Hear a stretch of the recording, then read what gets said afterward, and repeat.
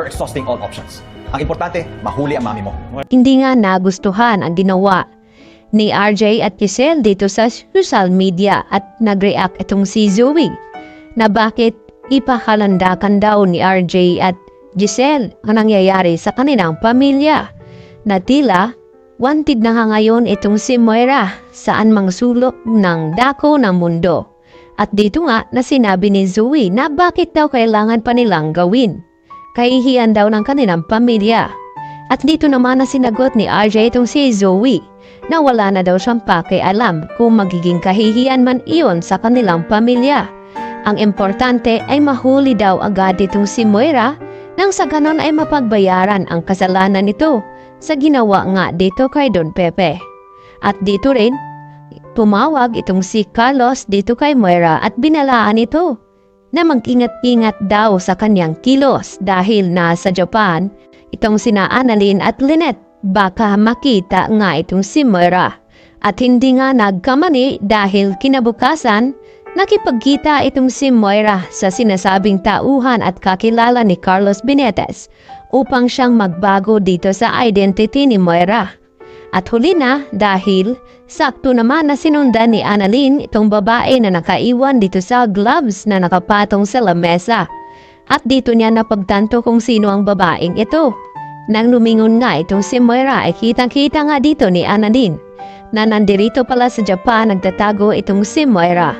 At agad din na ibinalita ni Annalyn dito kay Lynette na narito sa Japan itong si Moira. At itong si Lynette agad din na tumawag kay Carlos upang ipaalam na nandito din sa Japan itong si Moira at kinakailangan malaman daw di umano nila RJ at Giselle na nakita nga ni Annalyn itong si Moira. Kaya agad na sinabihan ni Carlos itong si Moira na kinakailangan na niyang lisanin ang Japan dahil nakita na siya dito ni Annalyn at baka susunod itong sina RJ at Giselle at kasama ng mga kapulisan upang hulihin na nga itong si Moira roon. At dito naman nagulat itong si Moira dahil hindi daw agad sinabi ni Carlos na umpisa pa lamang na doon siya pinapapunta ni Carlos sa Japan. Na ngayon ay nagiging komplikado na nga ang lahat dahil nga sa nangyari na ngayon ay lalo pat sikat na nga itong si Moira at nagbigay nga itong si Giselle ng 1 milyon na pabuya kung sino man ang makapagturo dito kay Moira kung nasaan nga ito. At marami ang magkaka-interes dahil malaking pera nga ang nakapatong dito sa ulo ni Moira kapalit na maghuli lamang ito at pagbayaran ang lahat ng ginawa dito nga sa ama ni Giselle at RJ.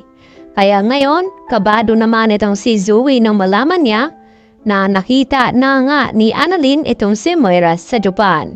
At agad na susunod itong sina RJ at Giselle doon upang makilala at mabantayan ang mga kilos ni Moira at malaman kung paano nakapunta ng Japan itong si Moira at kung sino ang tumulong nito. Kaya yan naman ang ating patuloy na pakaabangan, lalo na ngayon na marami na nga ang nagkaka-interes dito sa 1 milyon na pabuya, alang-alang dito kay Moira na mahuli lamang ito. Kaya naman, agad din na hindi nga nagustuhan dito ni Zoe dahil marami ang magkaka-interes dito sa kanyang ina na si Moira. Yan lang po at marami pong salamat.